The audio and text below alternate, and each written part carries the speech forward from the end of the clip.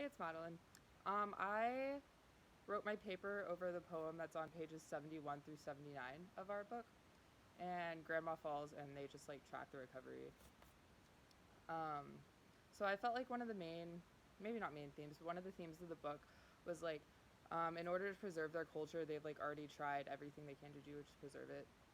So they're gonna have to like reinvent their culture to fit within the how like things have evolved in like the modern context in order for their kids to be able to learn about it at all. So the poem on these pages uses a lot of like white space to represent like the passing of time and the emotions instead of like using words to represent those things like they normally would.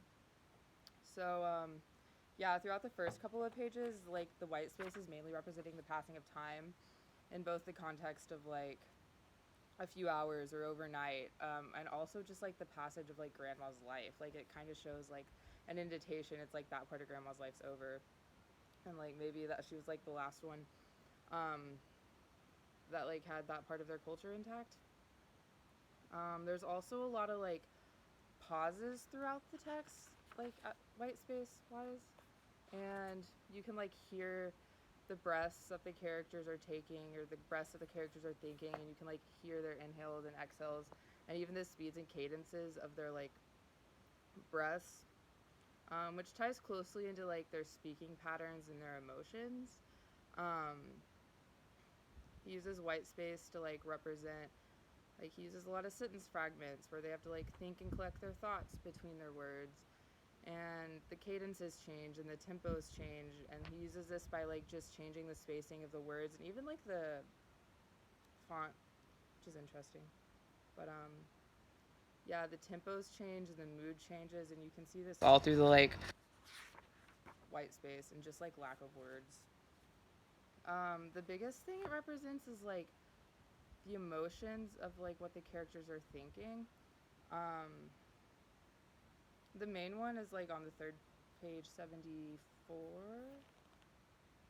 Yeah, 74, and like the words go in like a zigzag pattern, which was really cool because like you could like hear the anxiety and the stress of the characters without even like them saying they're stressed and anxious, just because your eyes are darting back and forth across the page, and like it's like short words and like small groupings of words, and it's just like very chaotic and fast paced and just very anxious.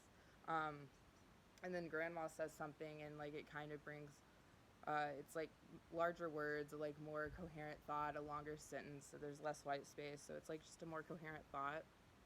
And it kind of like brings the anxiety back down and like brings it back to a neutral context. Um, so yeah, like he like they like use all those things to show that like grandma's the elder and she's like the wise one.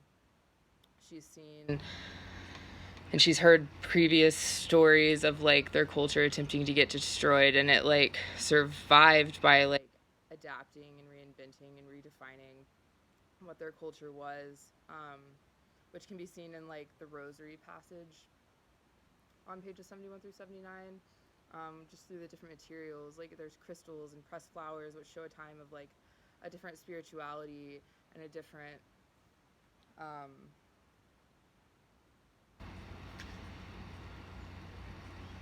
yeah, but then it moves on. There's like beads made out of plastic, which shows like a more modern time, and like their culture still survived and it still persisted even through like even the Spanish colonialization where like Catholicism was brought to them, and it survived because they adapted and reinvented it.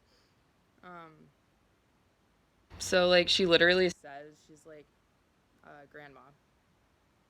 Uh, she says I'm doing everything I can, and that's like how the poem ends, which was nice because it showed like that's the best way that they can handle the situation. And when all else fails, they can always just reinvent their culture.